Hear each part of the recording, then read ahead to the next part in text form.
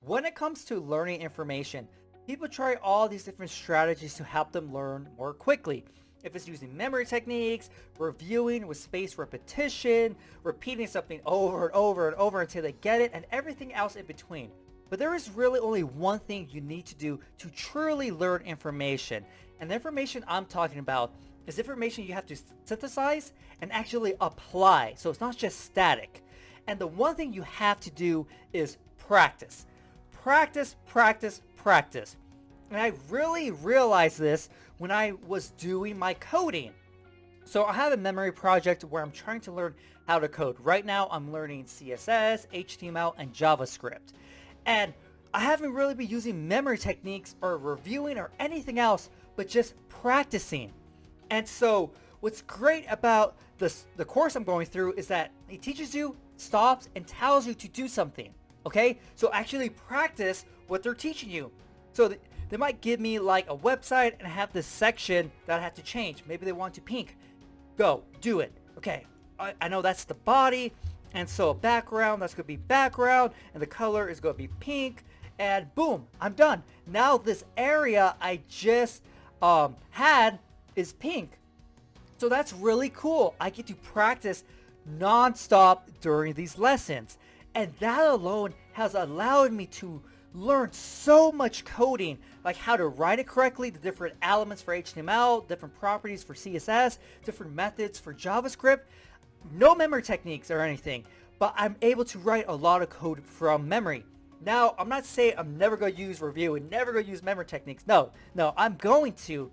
I'm actually even using a notebook to take notes on for my coding, because I want to take notes on the coding, really understand it, have detailed notes, consolidate my notes into maybe more memorizable, sure that's a word, memorizable material. So when I go through my memory palace, I'm like, hey, this is what I need to memorize. I don't need all these extra details I put in. That was just for me to truly understand, have another way of actually learning it, right? And so that is what I'm going to do eventually, use memory techniques, but I learned so much just by practicing. And that is what people don't understand, is that once you practice, you're combining all these different things you're learning, and you're actually seeing if you understand the material, how things get connected together. Because in the beginning, I was just memorizing different parts, like how do I do a head one? How do I do a paragraph, a span, whatever it may be. I was just memorizing these little code snippets.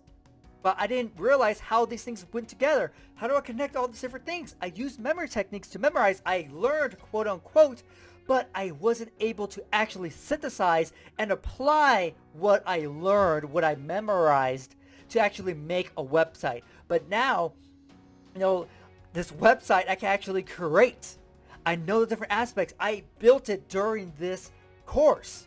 And so that is what's super important. And people need to realize there is a difference between practicing and let's call it non-practicing. I like to call it reviewing. That's where people think is practicing.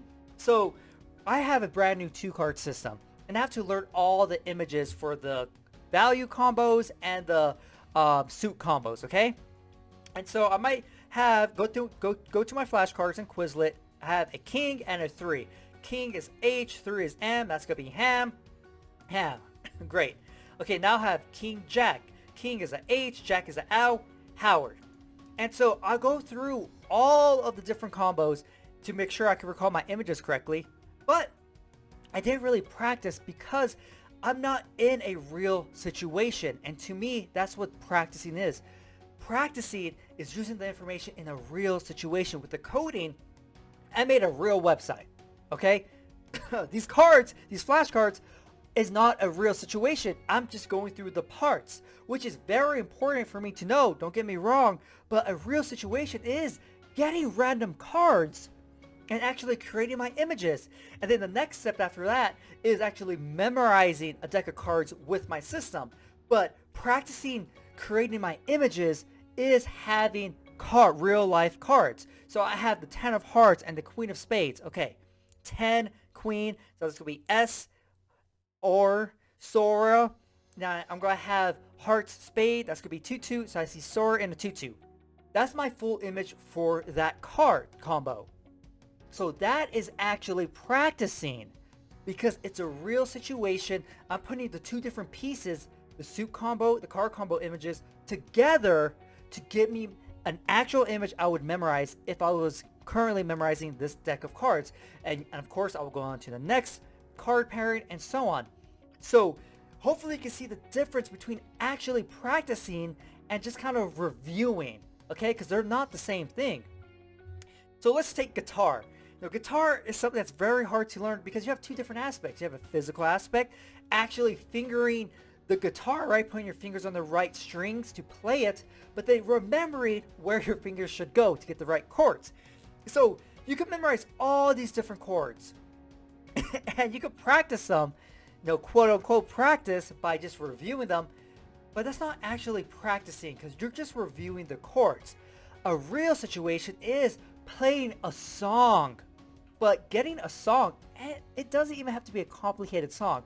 It could be a song that its sole purpose is to make you switch between chords. So you're like, whoa, it's very hard for me to go from A minor to E minor. How do I do it? What's the best way?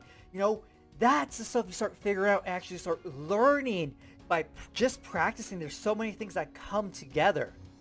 And even for languages, whatever language you're learning, a lot of people like to memorize vocabulary because they think that is practicing and learning a language. Yes, it does help you know words for things, but that's not really practice. So right now in Japanese, I'm trying to learn Japanese. Excuse me. How do I say excuse me in Japanese? Sumimasen. Okay? And so the next lesson might be, how do you say excuse me? Sumimasen.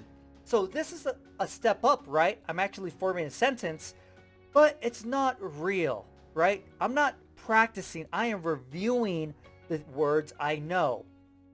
I'm reviewing the sentences I know. Real practicing is saying stuff, connecting two different ideas that you haven't said in a sentence before. Having sticky notes around your house on the things you can actually say. Like I can say atsui, atsui, which is hot. Atsui desu ne. It is hot, isn't it?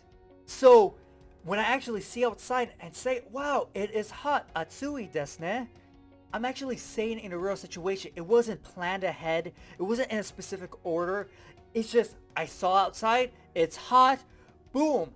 I'm using it in a real situation. So I'm actually practicing the language now. And practicing a language could also be just listening to it, because you have to understand how words are formed, how sentences are formed, and all that stuff, and listening to it. And in your head, you're trying to okay, wait, I can't understand that. I understand that. That's practicing, right? Because a lot of people don't have people they can practice with, and so you have to practice outside of probably what you're learning in order to get these conversations that aren't already given to you in this specific format. And so that is what I have learned recently with coding. That's what started it all, that by practice alone, you could absorb so much information, and then everything else, all the other different strategies, memory techniques, reviewing, that added on is going to really project you to a whole new level in your learning. But it all starts with practice, practice, practice. If you're new to memory techniques, don't forget to sign up for your free memory program.